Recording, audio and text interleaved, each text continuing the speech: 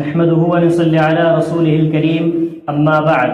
أعوذ بالله من الشيطان الرجيم بسم الله الرحمن الرحيم عن ابن عباس رضي الله عنه أنه سمع رسول الله صلى الله عليه وسلم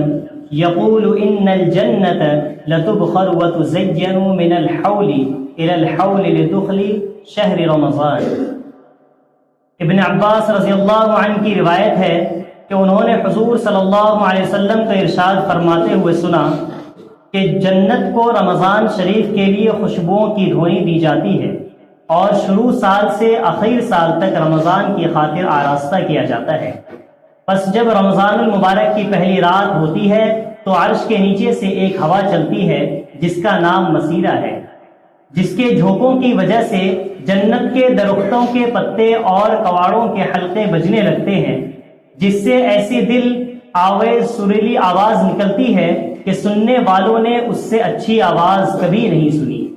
پس خوشنما آنکھوں والی حوریں اپنے مکانوں سے نکل کر جنت کے بالا خانوں کے درمیان کھڑے ہو کر آواز دیتی ہیں کہ کوئی ہے اللہ تعالیٰ کی بارگاہ میں ہم سے منگنی کرنے والا تاکہ حق تعالی شانہ اس کو ہم سے جوڑ دے۔ پھر وہی حوریں جنت کے دروازہ رضوان سے پوچھتی ہیں کہ یہ کیسی رات ہے؟ وہ لبیک کہہ کر جواب دیتے ہیں کہ رمضان المبارک کی پہلی رات ہے۔ جنت کے دروازے محمد صلی اللہ علیہ وسلم کی امت کے لیے آج کھول دیے گئے ہیں۔ حضور صلی اللہ علیہ وسلم نے فرمایا کہ حق تعالی شانہ رضوان سے فرما دیتے ہیں کہ جنت کے دروازے کھول دیں، اور مالک جہنم کے دروازے سے فرما دیتے ہیں کہ احمد صلی اللہ علیہ وسلم کی امت کے روزہ داروں پر جہنم کے دروازے بند کر دیں۔ اور جبرائیل علیہ السلام کو حکم ہوتا ہے کہ زمین پر جاؤ اور سرکش شیاطین کو قید کرو اور گلے میں طوق ڈال کر دریا میں پھینک دو کہ میرے محبوب محمد صلی اللہ علیہ وسلم کی امت کے روزوں کو خراب نہ کرے۔ نبی کریم صلی اللہ علیہ وسلم نے یہ بھی ارشاد فرمایا کہ حق تعالی شانہ رمضان کی ہر رات میں ایک منادی کو حکم فرماتے ہیں کہ 3 مرتبہ یہ آواز دے کہ ہے کوئی مانگنے والا جس کو میں عطا کروں،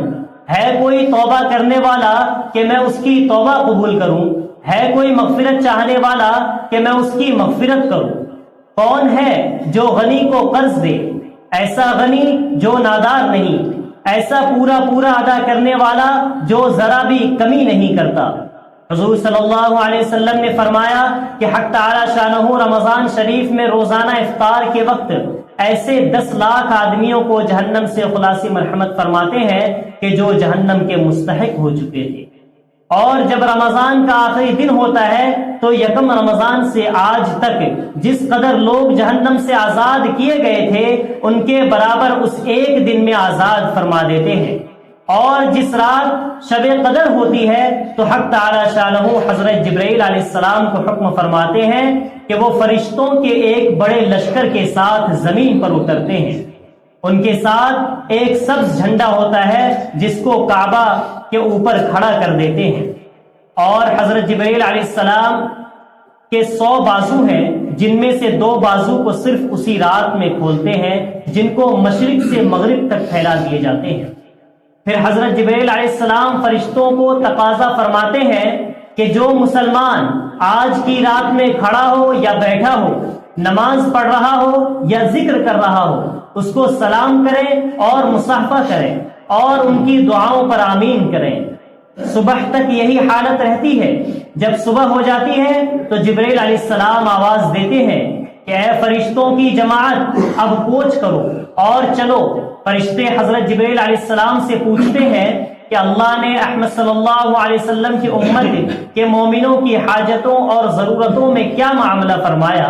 وہ کہتے ہیں کہ اللہ تعالیٰ نے ان پر توجہ فرمائی ہے اور 4 شخصوں کے علاوہ سب کو معاف فرما دیا۔ صحابہ نے پوچھا یا رسول اللہ وہ 4 شخص کون ہیں؟ ارشاد ہوا ایک وہ شخص جو شراب کا عادی ہو، دوسرا وہ شخص جو والدین کی نافرمانی کرنے والا ہو، تیسرا وہ شخص جو قطع رحمی کرنے والا اور ناطہ توڑنے والا ہو، چوتھا وہ شخص جو کینہ رکھنے والا ہو اور آپس میں قطع تعلق کرنے والا ہو۔ پھر جب عید الفطر کی رات ہوتی ہے تو اس کا نام آسمانوں پر لیلۃ الجائزہ انعام کی رات سے لیا جاتا ہے، اور جب عید کی صبح ہوتی ہے تو حق تعالی شانہ فرشتوں کو تمام شہروں میں بھیج دیتے ہیں، وہ زمین پر اتر کر تمام گلیوں راستوں کے سیروں پر کھڑے ہو جاتے ہیں، اور ایسی آواز سے جس کو جنات اور انسان کے سوا ہر مخلوق سنتی ہے، پکارتے ہیں کہ اے محمد صلی اللہ علیہ وسلم کی امت، اس کریم رب کی درگاہ کی طرف چلو جو بہت زیادہ عطا فرمانے والا ہے اور بڑے سے بڑے قصور کو معاف کرنے والا ہے۔ پھر جب لوگ عیدگاہ کی طرف نکلتے ہیں تو حق تعالی شانہ فرشتوں سے دریافت فرماتے ہیں، کیا بدلہ ہے اس مزدور کا جو اپنا کام پورا کر چکا ہو؟ وہ عرض کرتے ہیں کہ ہمارے معبود اور ہمارے مالک، اس کا بدلہ یہی ہے کہ اس کی پوری مزدوری پوری دی جائے۔ تو حق تعالی شانہ ارشاد فرماتے ہیں کہ اے فرشتوں، میں تمہیں گواہ بناتا ہوں، میں نے ان کو رمضان کے روزوں اور تراویح کے بدلے میں اپنی رضا اور مغفرت عطا کر دی۔ اور بندوں سے خطاب فرما کر ارشاد ہوتا ہے، اے میرے بندے، مجھ سے مانگو، میرے عزت کی قسم، میرے جلال کی قسم، آج کے دن اپنے اس اجتماع میں مجھ سے اپنی آخرت کے بارے میں جو سوال کرو گے عطا کروں گا، اور دنیا کے بارے میں جو سوال کرو گے اس میں تمہاری مصلحت پر نظر کروں گا۔ میری عزت کی قسم کہ جب تک تم میرا خیال رکھو گے میں تمہاری لغزشوں پر ستاری کرتا رہوں گا اور ان کو چھپاتا رہوں گا۔ میری عزت کی قسم اور میرے جلال کی قسم، میں تمہیں مجرموں اور کافروں کے سامنے رسوا اور فضیحت نہ کروں گا۔ بس اب بخشے بخشائے اپنے گھروں کو لوٹ جاؤ، تم نے مجھے راضی کر دیا اور میں تم سے راضی ہو گیا۔ پس فرشتے اس اجر و ثواب کو دیکھ کر جو اس امت کو افطار کے دن ملتا ہے خوشیاں مناتے ہیں اور کھل جاتے ہیں۔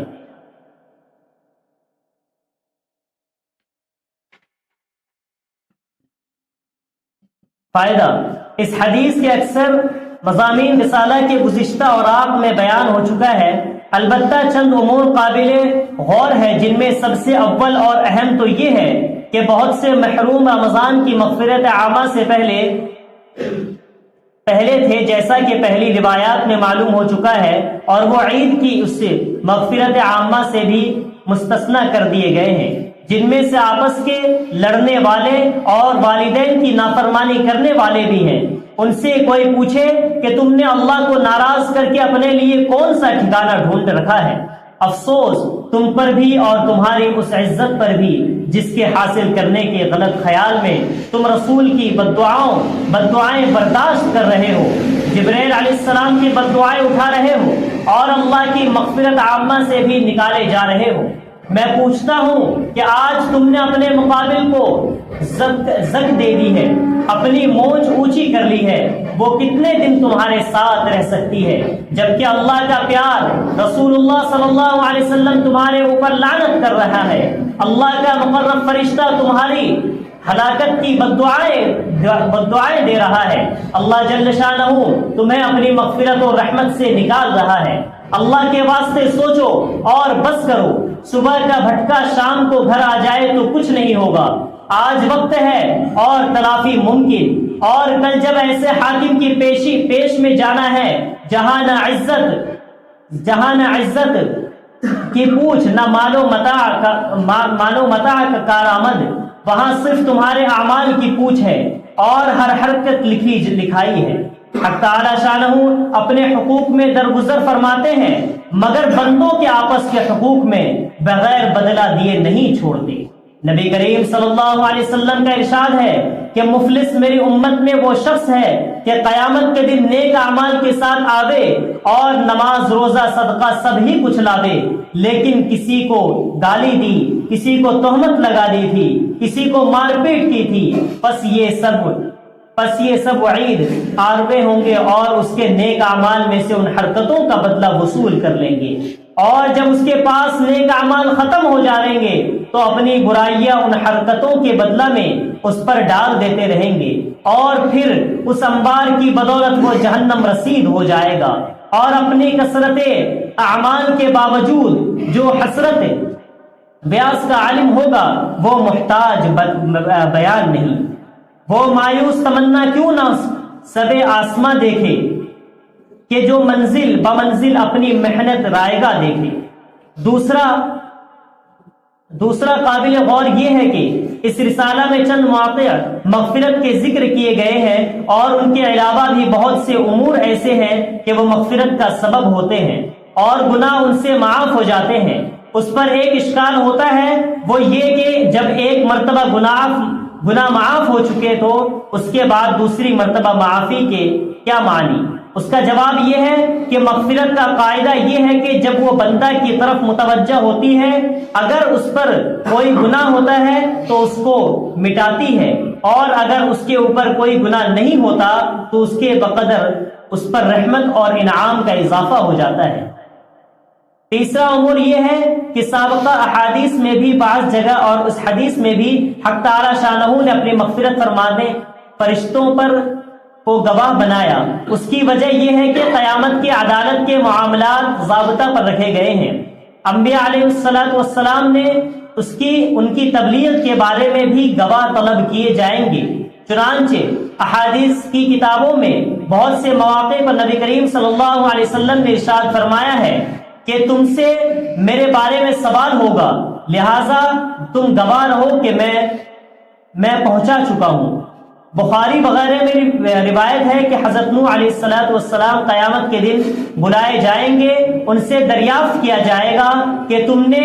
رسالت کا حق ادا کیا، ہمارے احکام پہنچائے؟ وہ عرض کریں گے کہ پہنچائے تھے۔ پھر ان کی امت سے پوچھا جائے گا کہ تمہیں احکام پہنچائے تھے؟ وہ کہیں گے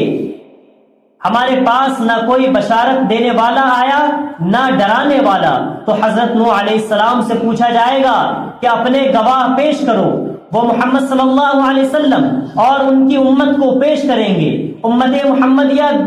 بلائی جائے گی اور گواہی دے گی۔ بعض روایات میں آتا ہے کہ ان سے جرح کیا جائے گا